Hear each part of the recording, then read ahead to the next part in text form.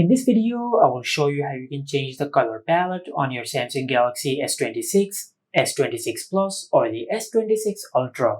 Now to do that, just go to Settings, and under Settings just scroll down and tap on Wallpaper and Style.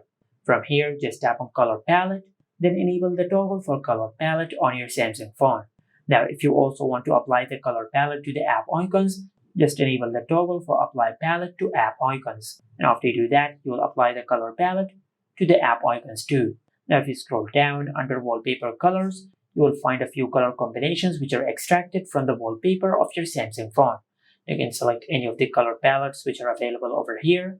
As you can see, if I select a different color, the color will be changed in the preview.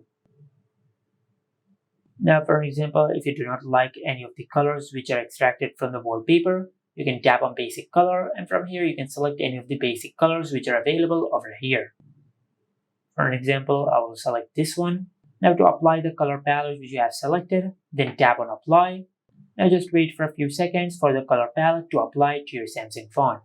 Now if you go to your home screen and if you open the app drawer, you will notice that we have successfully applied the color palette to our Samsung phone. And this is it. Make sure to like, comment, and subscribe. Thank you for watching.